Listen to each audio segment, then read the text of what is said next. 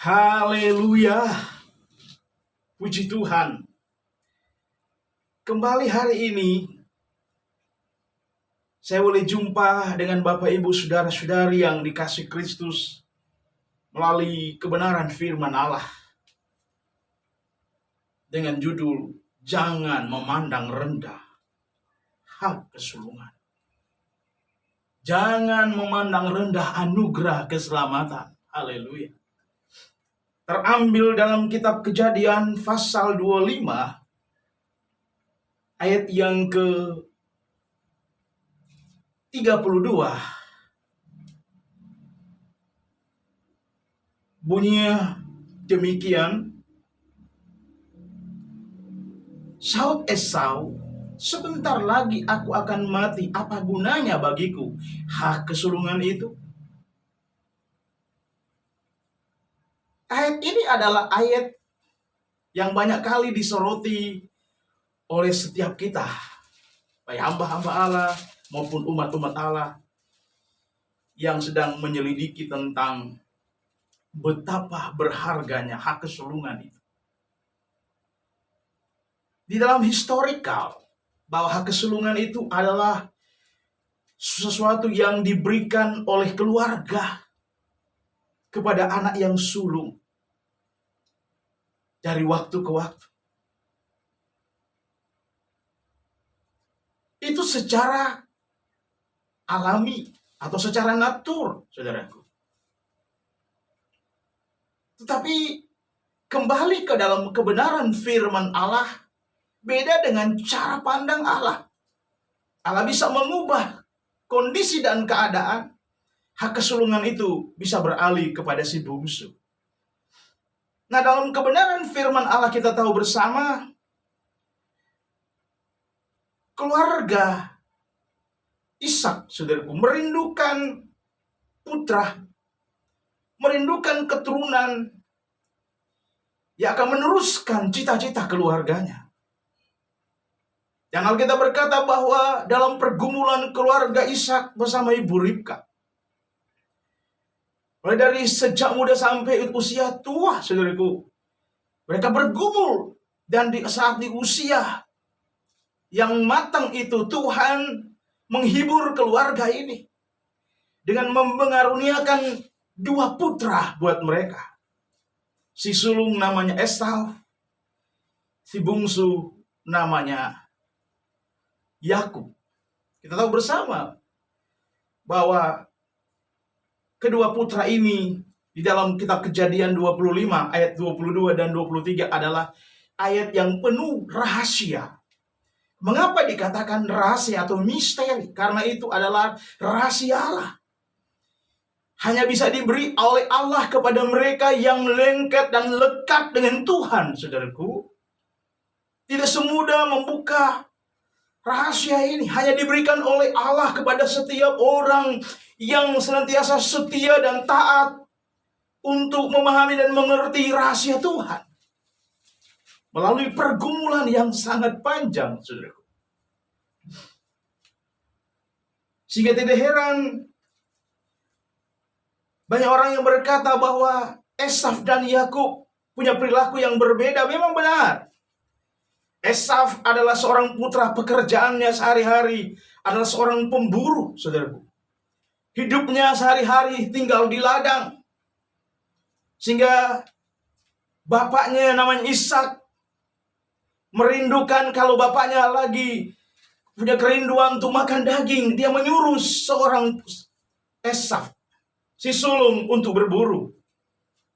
Dan sekali peristiwa kita berkata bahwa masa di mana Ishak sudah tua dan sudah rabun, tidak bisa melihat dengan jelas. Dan dia merindukan sebelum dia pergi meninggalkan keluarganya, kembali ke pangkuan Allah. Dia rindu memberkati anaknya Esau, anak yang tua tadi. Tapi dengan ketentuan si Esau harus pergi berburu. Dengan segera dan mengolahnya makanan itu untuk disuguhkan kepada bapaknya, itulah Ishak.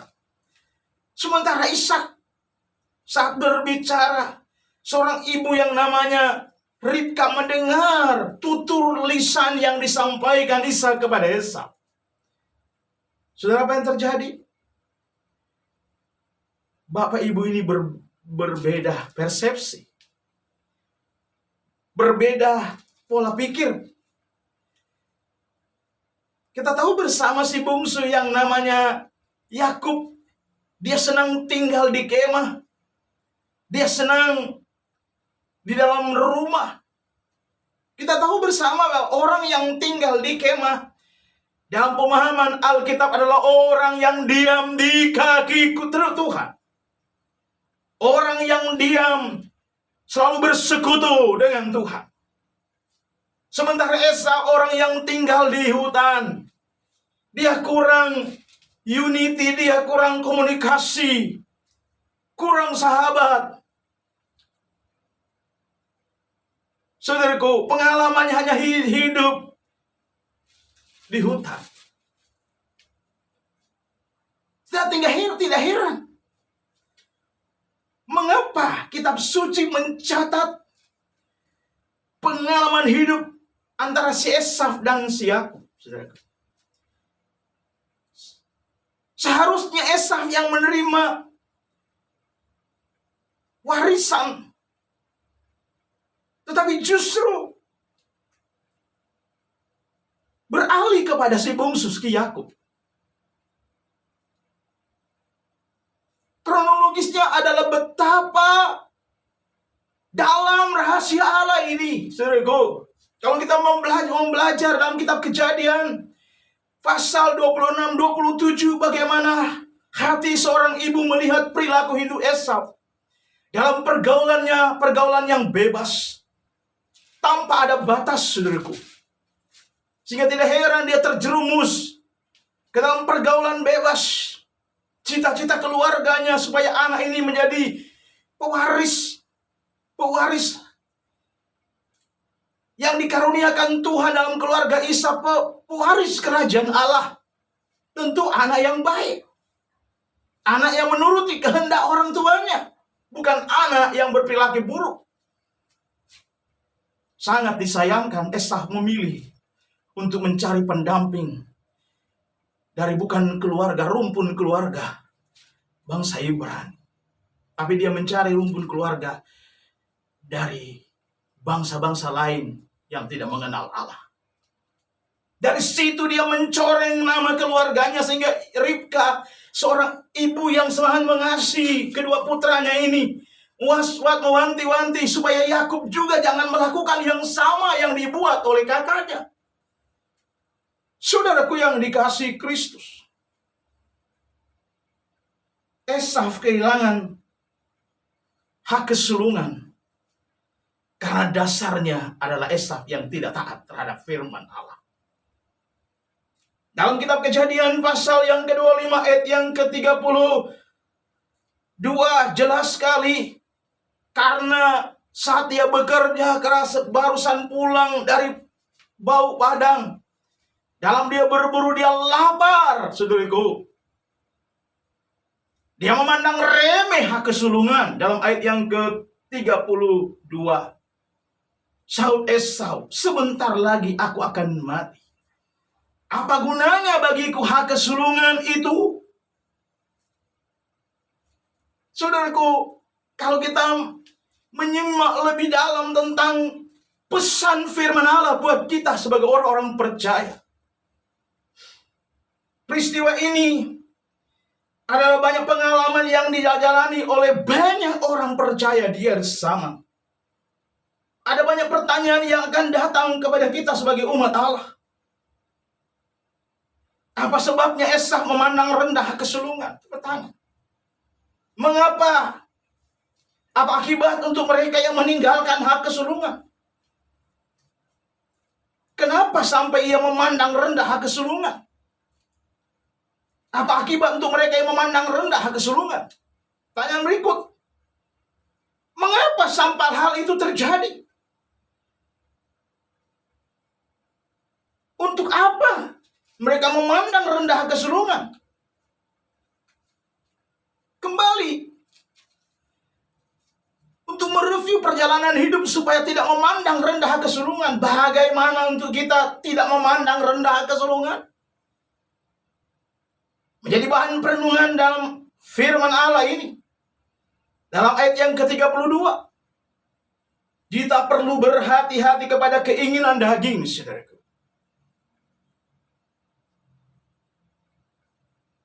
Kalau boleh, kita perlu ada penyangkalan diri, saudaraku. Bukankah juga kita sebagai manusia saat kita lapar, terkadang terjadi sesuatu yang seharusnya tidak kita lakukan saat kita kejepit. Kita sering melanggar firman Allah. Mungkin kita tidak seburuk Esau. Tapi acap kali lihat kesulungan yang seharusnya kita tidak lakukan. Saudaraku, di saat kita lapar atau menjadi keinginan daging memuncak dalam hidup kita, kita tidak membuka celah buat iblis bermain. Tetapi ada roh rem. Kita tahu bersama rem itu adalah iman yang berkualitas. Jangan cuma karena lapar, karena cuma keinginan daging. Kita memberikan celah, bahkan memberikan kemudahan untuk hal-hal dosa masuk dalam setiap pribadi dan rumah tangga kita. Karena itu firman Allah mengingatkan kita sebagai umat Allah. Karena tidak dapat menahan diri dari kebutuhan perut, memandang rendah anugerah Allah. Banyak orang Kristen dari zaman ini, entah dia tua atau muda, mereka tidak menyadari melakukan hal-hal yang sama yang pernah dilakukan oleh Esau. Luar biasa. Meski dalam bentuk yang berbeda. Serta situasi yang saat muda begitu menggebu-gebu ikut Tuhan Yesus. Tapi seiring berjalannya waktu karena tidak dipelihara, tidak dirawat, komitmennya dengan Tuhan bisa berubah dari kasih kepada Tuhan. Lambat laun kasih mereka menjadi dingin. Bagaimana yang dibuat oleh di antara potret 7 sidang jemaat, satu jemaat yang ditulis oleh kitab suci. Dimulai dengan roh penurut, bergebu-gebu melayani, mengiring Tuhan. Jemaat-jemaat dikatakan itulah jemaat Efesus. Orang-orang Kristen Efesus dicatat oleh kitab suci adalah parameter daripada di antara 7 sidang di zaman perjanjian baru. Saudaraku, lambat laun kehidupan kasih mereka kepada Tuhan meredup, saudaraku. Mereka kehilangan jati diri. Mereka kehilangan kasih yang mula-mula. Saudaraku yang dikasih Kristus. Tidak lagi semangat saat cinta mula-mula dalam mengiring Kristus. Bahkan mereka mudah memberi celah kepada hal-hal lahiriah. Dan bahkan lebih lagi memberi kelonggaran kepada keinginan duniawi.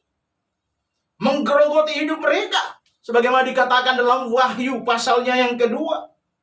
Ayat 4. Mereka dicerca, mereka ditegur oleh Allah. Karena meninggalkan kebiasaan baik. Mereka mengasihi Tuhan secara full. Lambat laun meredup. Sehingga Tuhan berkata, bertobat. Jangan pernah meninggalkan anugerah keselamatan yang diberikan oleh Tuhan.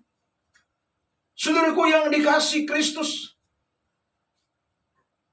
Mereka memberikan kelonggaran kepada keinginan duniawi sehingga menggerogoti hidup mereka. Sehingga tidak heran. Potret-potret sidang Efesus sama dengan potret kehidupan sidang Galatia. Dalam Galatia 5, 19 dan 21. 15 butir menghambat kasih karunia Allah untuk kita gapai, saudara. 15 butir dosa ini pun adalah sedang proses perjalanan panjang umat-umat Allah. Semoga itu tidak ada dalam hidup kita sebagai umat-umat Allah, sebagai hamba-hamba Allah. Sebagaimana dilakukan oleh sidang Galatia.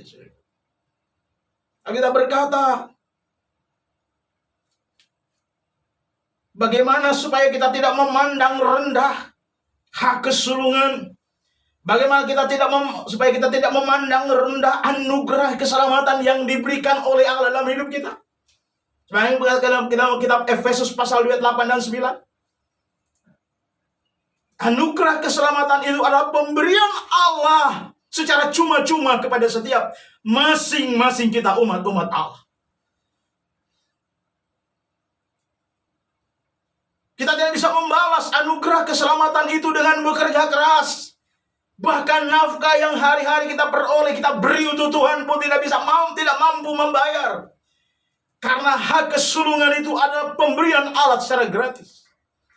Tinggal proskotnya kita jaga anugerah keselamatan itu. Kita rawat kesulungan yang diberikan oleh Tuhan. Kita anak Bapa kerajaan surga. Kalau kata kunci kerajaan surga Bapa sudah beri, jaga kata kunci kerajaan surga untuk kita masuk surga. Rawat itu dengan taat kepada Allah selagi hidup dalam perjalanan hidup, prosesnya yang dilihat oleh kitab suci. Seandainya Efesus dalam Rasul Esau melakukan hal yang baik, saudaraku, dalam Kejadian 25 22, meski itu adalah misteri atau rahasia, ayat 22 dan 23. Sisi baik dan positifnya, dia melakukan perintah bapaknya Ishak dan Ribkah selagi dia hidup bersama orang tuanya. Dia menaati perintah Allah serta percaya, saudaraku, dia tidak akan pernah, saudaraku, memandang remeh hak kesulungan. Dia pasti merawat itu. Tapi tidak memahami dan mengerti bahwa dia adalah bagian daripada penggenap firman Allah. Seharusnya penggenap firman Allah itu adalah nubuatan tentang kebaikan yang Allah lakukan sebagai representasi dari anugerah keselamatan yang diberikan oleh Allah kepada Esau. Dia rawat itu dengan setia kepada Allah. Tapi itu dia tidak lakukan, dia langgar.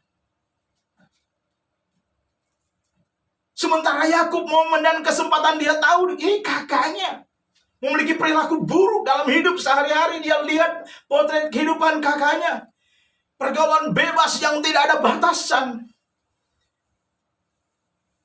Dia udah ngomong, udah wanti-wanti kakaknya, Kak, tidak boleh bergaul dengan dengan wanita-wanita yang dilarang oleh bapak ibu. Tapi itu dia langgar, saudara. Yang lebih heran lagi, dia tahu persis saat dia pulang dari berburu, saat dia lapar. Momen dan kesempatan itu dimanfaatkan oleh Yakub. Jualah dulu hak kesulungan itu. 2 kali yang dilakukan oleh Yakub, sehingga Yakub mendapatkan nama. Bagi sebagian orang berkata Yakub adalah penipu. Memang penipu, tetapi sebenarnya hal baik, saudaraku. Menipu itu bukan ada tipikalnya Allah. Tapi maksudnya adalah Yakub tahu persis kelemahan kakaknya. Daripada kakaknya menjual hak kesulungannya, lebih baik dia raih, dia ambil hak kesulungan itu. Dia rawat baik-baik. Supaya hak kesulungan itu tidak jatuh kepada orang lain.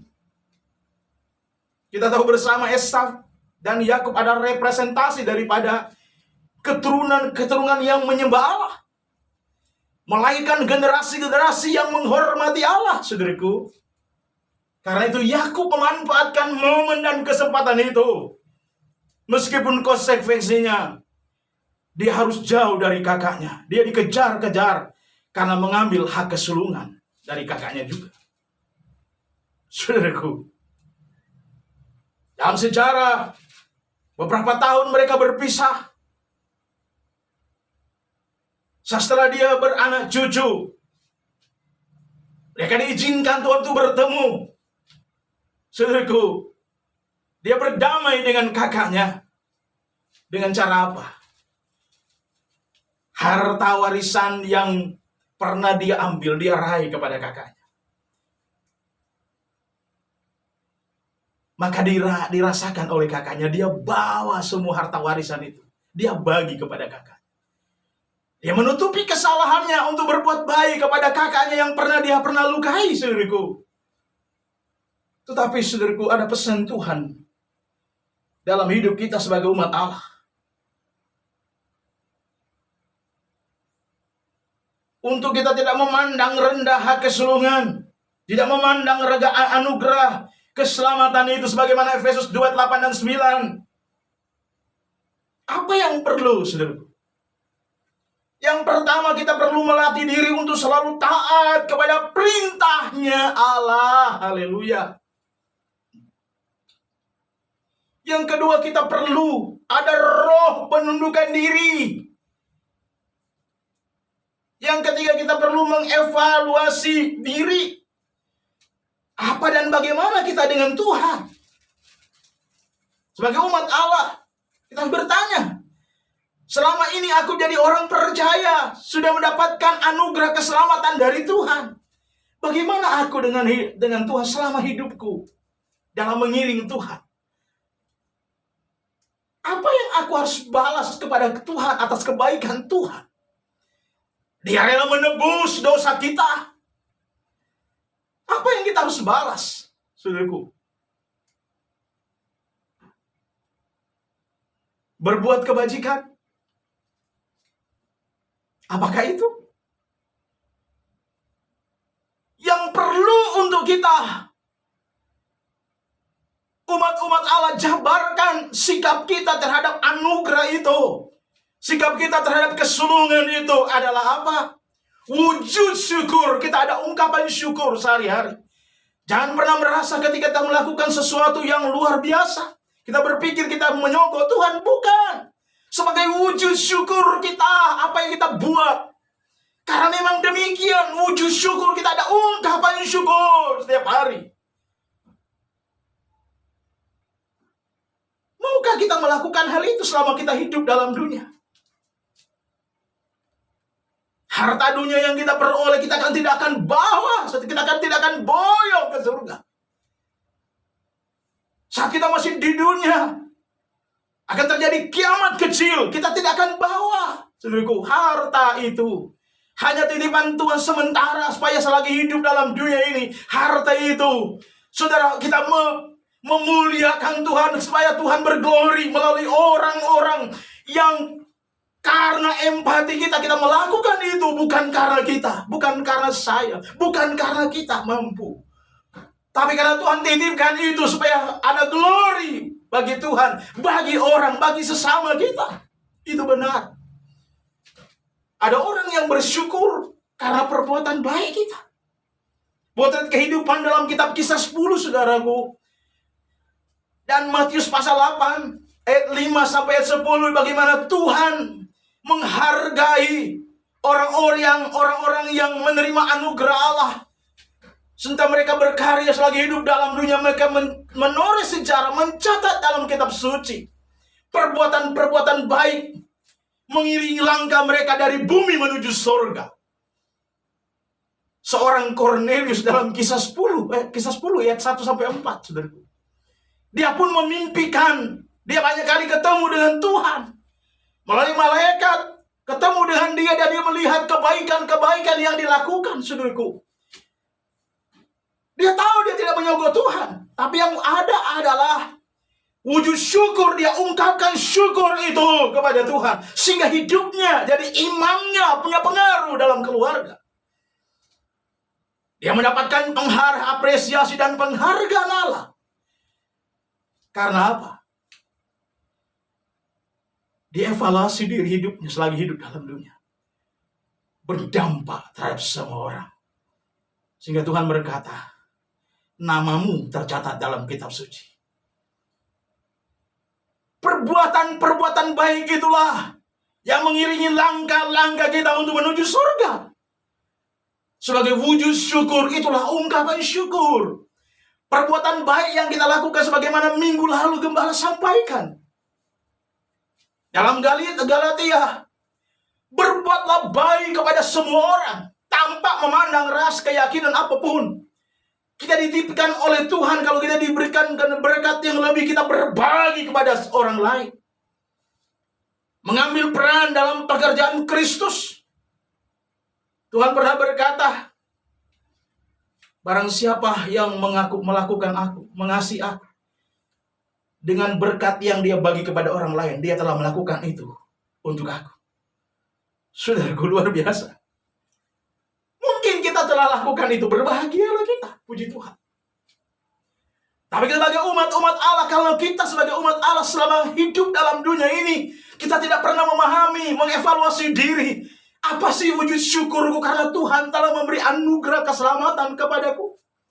Apa sih wujud syukurku karena aku direpresentasikan menjadi hak kesulungan Bapa? Mau kita melakukan itu?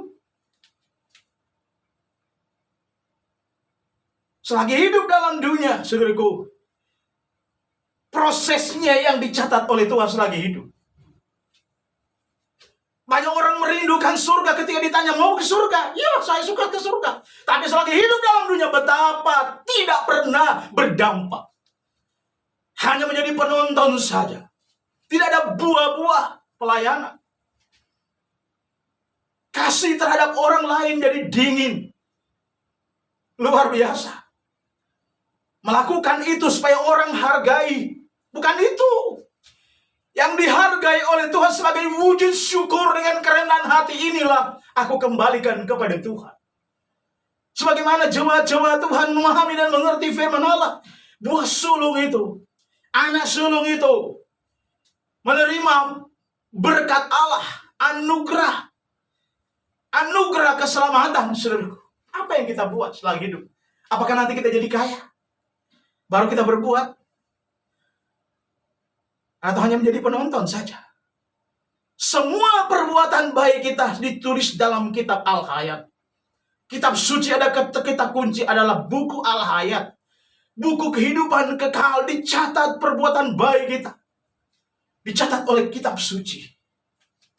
Dalam kitab Wahyu 21, 15, Wahyu 22. Perbuatan baik kita mengiringi kita dari bumi menuju surga. Haleluya. Karena itu berbahagialah bagi mereka selagi hidup dalam dunia, berbuat baik terhadap diri sendiri. Berbuat baik terhadap sesama. Mungkin orang lain tidak menghargai kita. Mungkin orang lain tidak pernah mengatakan terima kasih Bapak, terima kasih Ibu. Tapi perbuatan baik kita menoreh sejarah dalam Alkitab. Sebagaimana tokoh-tokoh Alkitab yang Gembala sampaikan tadi. Dalam Kisah pasal 10 ayat 1-4. Perbuatan baiknya, amal baiknya itu menembus surga. Maukah kita melakukan itu? Sudahkah kita melakukan itu? Kalau belum, bagaimana caranya? Selagi masih ada anugerah, kesempatan oleh Tuhan, berbuatlah baik.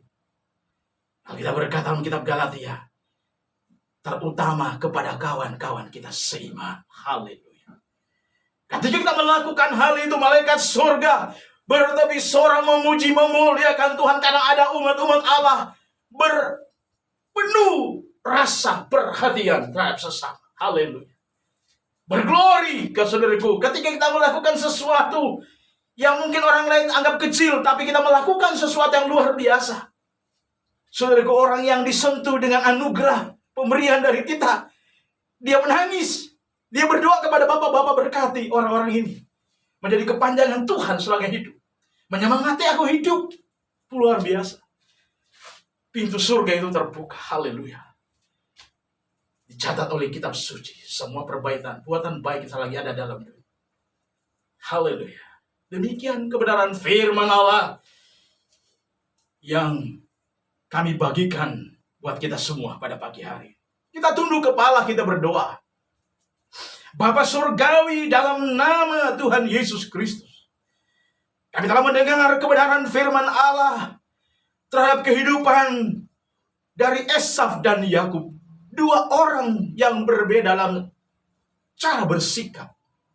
Esaf menanggapi anugerah itu dengan melakukan yang terbaik untuk kerajaan Allah. Sementara Esau melakukan hal-hal yang menyakiti hati Allah. Yakub melakukan yang terbaik untuk Allah. Sementara Esau kakaknya melakukan hal-hal yang menyakiti hati orang tua, menyakiti hati Allah. Merupakan pelajaran berharga supaya kami umat-umat Allah ada roh kepekaan. Kami mau ada penundukan diri ketika firman Allah berbicara. Mereka menerima firman Allah dengan hati yang terbuka dan mengakui itu di hadapan Tuhan. Terima kasih Bapa. Terima kasih Yesus. Terima kasih Allah Roh Kudus. Biar kiranya rahasia-rahasia Allah yang Allah bukakan pada pagi hari ini, Allah singkapkan pada pagi hari, memberkati banyak orang yang mendengar nasihat firman Allah. Sehingga ketika mereka mendengar dan memahami kebenaran firman Allah, mereka mengaplikasikannya dalam gaya hidup kerajaan Allah selagi hidup di dalam dunia ini. Maka kami tahu apa yang kami buat. Kami melakukan sesuatu demi kerajaan Allah yang kekal. Terima kasih Bapa. Terima kasih Yesus. Terima kasih Roh Kudus. Inilah doa hamba-Mu. Di dalam nama Tuhan Yesus Kristus kami berdoa mengucap syukur. Haleluya. Haleluya. Amin. Tuhan memberkati kita semua pada pagi hari ini. Haleluya. Puji Tuhan.